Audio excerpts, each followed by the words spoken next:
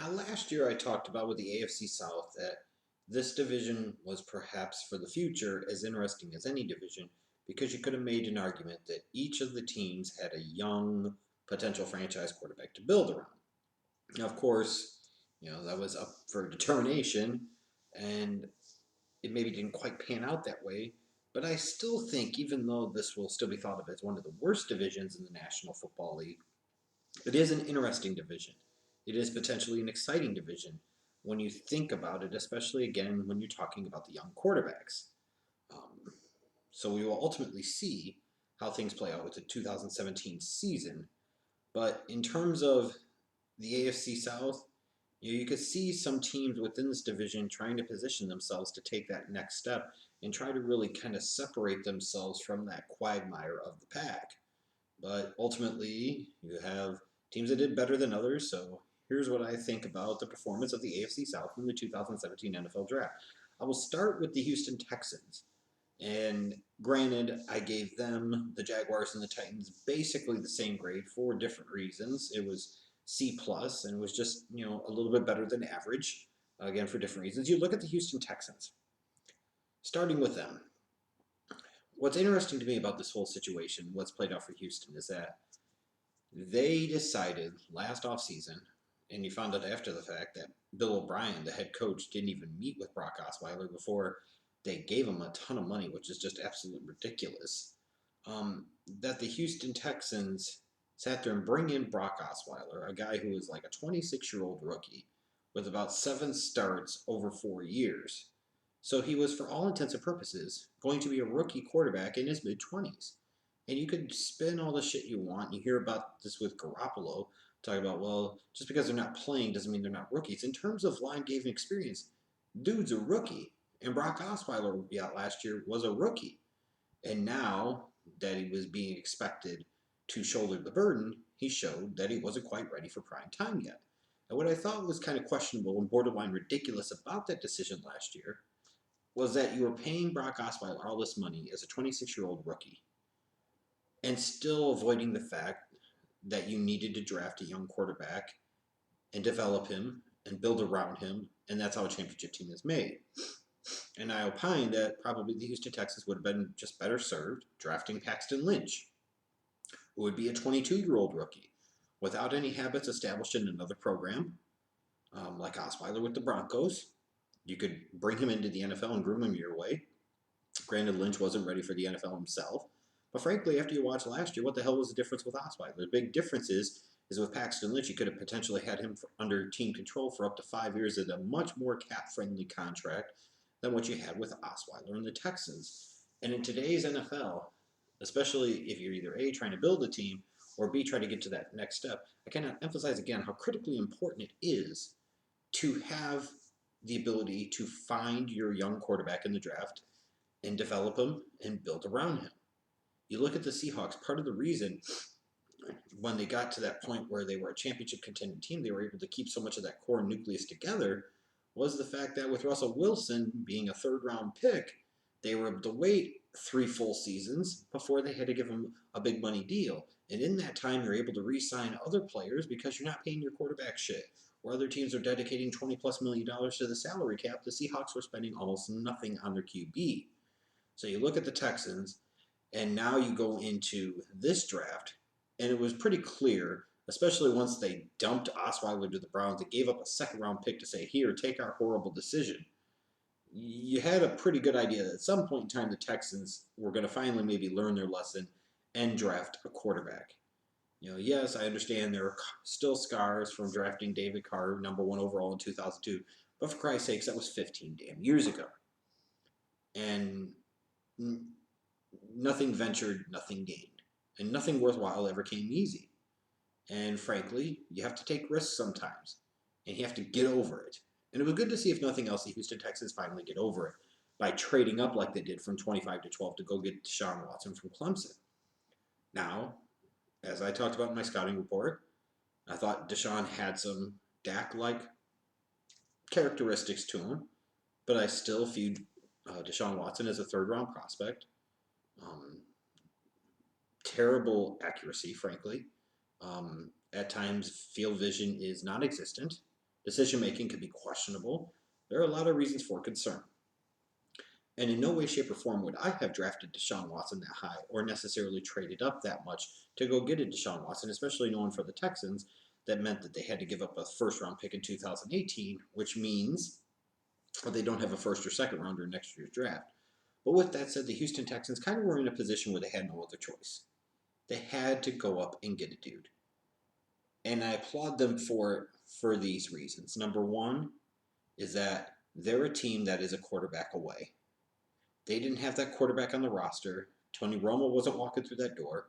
Jay Cutler wasn't walking through that door. And nobody could sit there and say for sure that either one of those guys would have been the guy to get the Houston Texans over the hump. And I can speak from a Chicago Bears fan standpoint over the past 8 years. I promise you, Cutler was not the dude to get you there. And what has Tony Romo ever done to indicate that he's a championship level quarterback? You had to draft and develop your guy. You had to find that young guy in the draft. When you look at the Houston Texans and you look at the 2017 draft, there's a window of opportunity for the Texans now, especially with that defense, especially while you still have J.J. Watt in the fold. You have to go for it. And no matter who else they would have drafted in this draft, if they didn't get a quarterback and they ultimately don't get the right quarterback, none of it fucking matters. And that's a fact, period. And trading up for Deshaun Watson wasn't that bad in the grand scheme of things, because you could reasonably surmise that the Texans' first-round pick next year is going to be in the mid to late 20s anyways, so how much were they really giving up? Furthermore, the 2018 quarterback class is going to be far superior to this year's one. So when you look at the Houston Texans, they traded up maybe for a lesser prospect this year with some intangibles, leadership, and so forth, athletic ability. The cost to trade up from where they were to where they got is not nearly as prohibitive as the cost would be next year when you have several more guys that are potentially capable of being a franchise dude. And that's just the way it is. So from the Houston Texans standpoint, it made sense. And frankly, it didn't sabotage this particular draft, making that move up the board, as I really love the pick of Zach Cunningham in round 2 from Vanderbilt. Here's an inside linebacker that could potentially play long-term inside next to McKinney, take over for Brian Cushing. In the 3rd round, I thought it was a great pick getting Deontay Foreman, the running back from Texas, getting a bigger between-the-tackle type of guy with some surprising home run speed to be a complement to Lamar Miller. You know, Carlos Watkins in round 4. I thought they got some good players out of this draft. Now, next year, we'll see what happens when they don't have their first or second round pick. For right now, the draft wasn't bad. Again, I penalize them with this grade in part because of the fact that they traded up to 12 to draft a quarterback that had graded as a 3rd round prospect. But I understand why they do it, and frankly, they didn't have any choice. And when you look at the Jacksonville Jaguars, though, what's interesting about them is that they decided to pick up, apparently, the 5th-year option on Blake Bortles, which in some ways was surprising because he's shown nothing to indicate that he's a franchise quarterback at the NFL level. But on the other hand, maybe it's not, because if Blake Bortles somehow, after this season, went out there and had a great 2017, then all of a sudden you're staring down the barrel of potentially having to pay Blake Bortles great big-time franchise quarterback money after one season of showing some flash. He's shown nothing in 3 years. So you run the risk of, if he does piece it together, then you're going off of a 1-year sample size to determine if you're going to pay him big money long term, whether it's a long-term deal or a franchise tag. Whereas at least if you pick up the 5th-year option, it potentially buys you 2 years to see what he does, and perhaps isn't so prohibitive to where you can go into next year's draft, and if he proves not to be the guy in 2017, you can't either A, release him, or B, keep him and draft somebody else any damn ways. So it makes some sense in the grand scheme of things. It's just, you have to be careful because we're talking about Blake Bortles here. And the next good year he has in the NFL, frankly, is going to be his first. But you look at the Jaguars, the number one goal of the program had to be to help out the offense. They had to help out Blake Bortles. You got to give him more help. And they did that. Getting Leonard Fournette with the 4th overall pick, while he was not the number 1 running back on my board, he represented a safe pick for them. He represented a sensible, smart pick for them. And I think based off of what he can bring to the table, he might have been the best fit for the Jacksonville Jaguars and what they needed to do. And then in the round 2, being able to just trade up slightly, not even that much, and get Cam Robinson from Alabama, This is a guy that potentially has Pro Bowl possibilities inside his guard. This is a guy that can play right tackle for you. This is a guy that I believe can actually stick at left tackle at the NFL level. So you got what I think is actually a 3-down running back, because I think people sleep on Fournette's receiving skills a little bit, and a potential left tackle in the first 2 rounds. If you're the Jaguars, you got to feel pretty good about them. You know, you do. I don't know why they took Smoot in round 3. I thought that was a little high, and I thought there were other areas they could have addressed. I really didn't understand why they took Dede Westbrook in round 4, especially with the off-the-field concerns and the fact that you're actually pretty good at receiver. And guys of his size profile tend to not stick very well at the NFL level. It was kind of surprising. But you look at this draft, and it's about helping out Bortles, because you got to find out in 2017, and that's all there is to it. And if he doesn't succeed with Cam Robinson on the offensive line somewhere and Leonard Fournette toting the rock 15-plus times a game, then you know Bortles is a bust, and then you're worried about getting a quarterback in 2018 when the draft class, again, is going to be much, much better. I did give him a C+ because ultimately, even though I thought Fournette was maybe the best fit for them, they did not take nearly the best player on the board at that point in time in round 1. I thought they lost away a little bit with picks in round 3 and 4. I'm not saying those guys can't pan out. I just thought there were better options for them. But I'm also being a little bit cautious too, because last year's draft with Jalen Ramsey and Miles Jack and Yannick Ngakoue, I kind of looked at that draft and said, this is the type of draft where this is a future division winning draft for them.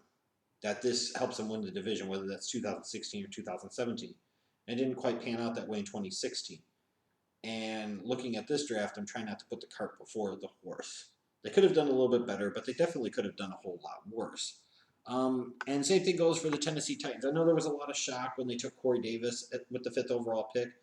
You know, and this is the one perspective I guess we have to think about, is that this draft was superior on the defensive side of the ball. So that means that those guys that are legitimate first-round talents on the offensive side of the ball, or teams perceived as being first-round talents, are going to naturally see their draft stock rise, because not everybody's going to want draft defense in round 1.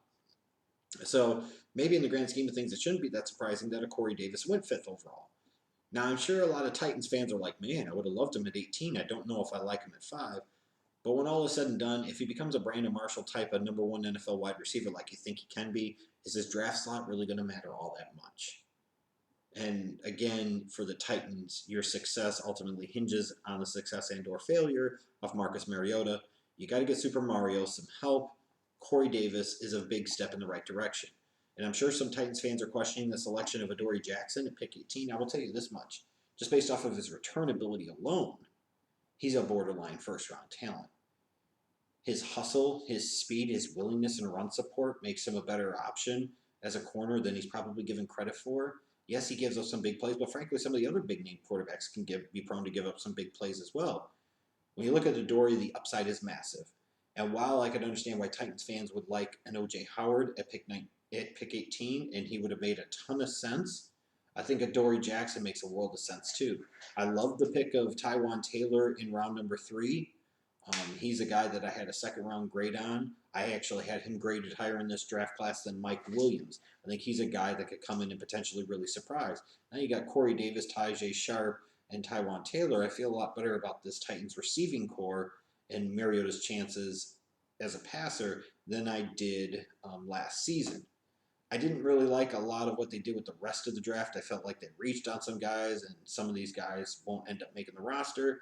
And I felt based off of some of the draft capital they have, especially with pick 5 and pick 18, you had 2 top 20 picks in this draft, including a top 5 pick. And with some of the teams that were desperate to trade up for quarterbacks, they ultimately didn't get the job done. Now, some of that could be to blame on Ryan Pace and the Chicago Bears for what they did, moving up from 3 to 2. I know that probably ended a lot of activity at 5, but you still had pick 18. You maybe could have been able to find a way to get something done and be able to move down there. Because the Titans came into this draft, they had 2 firsts and 2 thirds, but they didn't have a second. And they probably needed to have an additional 2nd-round pick here.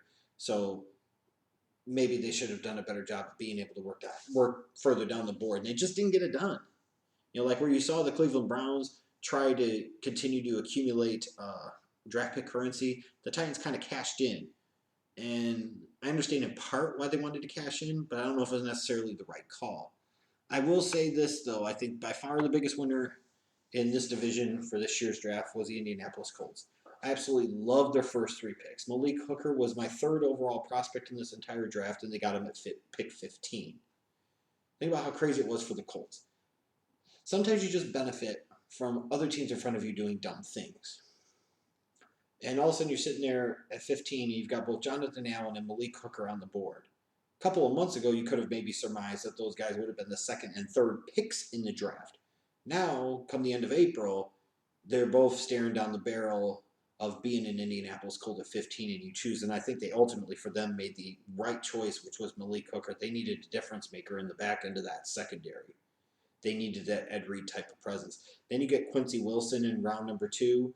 You know, here's a guy with some size and physicality at the corner position. He's a potential future starter. I absolutely love the pick of Tarell Basham in round 3, the defensive end edge player from Ohio. I think he's a year 1 starter. And frankly, I had him graded a round higher than I did Quincy Wilson. You know, the only reason I don't jump on the Quincy Wilson pick a little bit more when I had a great round 3 grade on him is the fact that I had a round 2 grade on Tarell Basham. So it really doesn't matter. They ended up getting both of them. I think you look at this draft and they've got 3 potential year 1 starters. And then Marlon Mack in round 4. I think he's a running back that comes in and spells Frank Gore and has some starter potential going forward. And even somebody like an Anthony Walker Jr., the linebacker from Northwestern, is kind of a cerebral player. I think he played a little more athletically in 2015 than he did in 2016, but if you can get more of 2015 out of him, you might potentially have a steal here. This wasn't the be-all, end-all draft for the Indianapolis Colts, and it's not the final solution to the defense problem, or you might say the Chuck Pagano problem, but it was a good step in the right direction. If you're a Colts fan, you have to be really happy right now that you feel like you have a general manager that knows what the hell he's doing. And if you look at this draft for the Indianapolis Colts, it wasn't the absolute best, but it was definitely productive. And you have to be impressed by Chris Ballard's first go-round running a draft for the Colts. Sometimes new GMs for a team kind of screw up that first go-round. I'd be surprised and stunned if this draft didn't go very, very well for the Colts and really marked a turning point in the trajectory of that organization.